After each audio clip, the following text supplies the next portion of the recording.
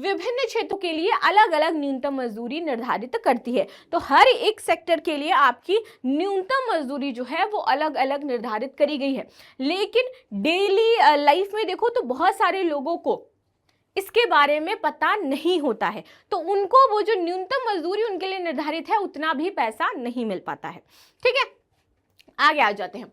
नई मजदूरी दर 1 अक्टूबर से आपकी लागू होने वाली है, जैसे बताया गया। अब देखिए, नई जो न्यूनतम मजदूरी है वो किस हिसाब से आपकी कैटेगराइज करी गई है, कैसे कैसे यहाँ पर पैसा दिया जाएगा। देखिए, अनस्किल्ड जो है उनके लिए है दैनिक वेतन 783 रुपीज और उनका जो मंथली बनेगा दैट इज 20,358 रुपीज। जो सेमी स्किल्ड है उनके लिए है 868 रुपीज पर डे का and the monthly is 22,568 rupees. जो स्किल्ड लेबर है उनके लिए है 954 और उनका जो मासिक है that is 24,804 rupees and the high skilled की यहाँ पर बात की गई है विच इज 1,035 और मंथली वेज उनका हो जाएगा 26,910। इतनी सरकार ने बना दी है। अब ये जो वेज आपका तैयार किया गया है, ये जो वेतन आपका तैयार किया गया है, ये आपके 26 दिन के आधार पर यहाँ पर बताया गया है। आगे आते हैं। सरकार वर्ष में 2 बार रिवाइज करती है आपकी मजदूरी। सरकार हर बार प्रत्येक वर्ष यानी कि 2 बार अप्रैल और अक्टूबर में इसको रिवाइज करती है। इसमें इंडस्ट्रियल सेक्टर में काम करने वाले आपके श्रमिक शामिल होते हैं। नया वेज तय करने के लिए सरकार कंज्यूमर प्राइस इंडेक्स में 6 महीने की औसत बढ़ोतरी और इन्फ्लेशन का सोर्स देखती है एंड देन उसके बाद क्या करती है, डिसाइड करती है कि अब इसकी कितनी हमें न्यूनतम मजदूरी करनी है। 3 कैटेगरी में रखा गया है मजदूरी को। कैसे कैसे, सबसे पहले देख लेते हैं न्यूनतम मजदूरी दरों को कौशल के स्तर पर। जो अभी हमने देखा था पीछे, क्या था, आपको कौशल के स्तर पर बताया गया था कि कितनी मजदूरी होनी चाहिए। स्किल्ड, सेमी स्किल्ड, ठीक है।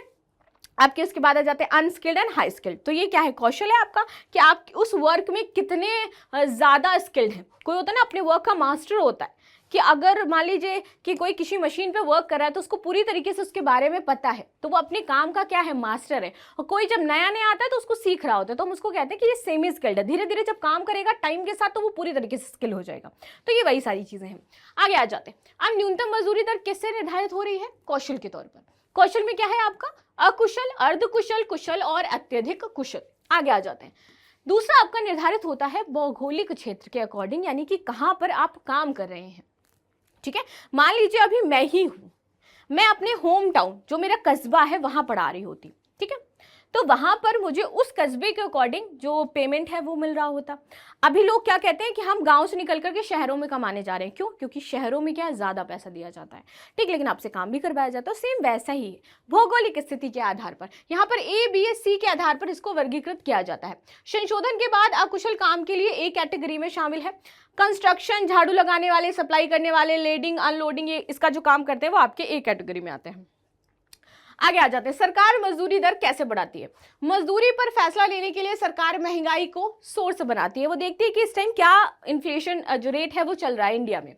इसके लिए यह देखना जरूरी है कि देश में रिटेल महंगाई, होलसेल महंगाई और एक थाली जो शाकाहारी भोजन है उसकी औसत कीमत क्या हो जाती है, इसको देखती है। अब जब ये एक थाली की औसत कीमत निकालती है कि भाई इसको बनने में इतना लग रहा है, तो उस अकॉर्डिंग फिर वो वेजेस को निर्धारित करती है। तो आई होप आपको ये समझ में आया होगा।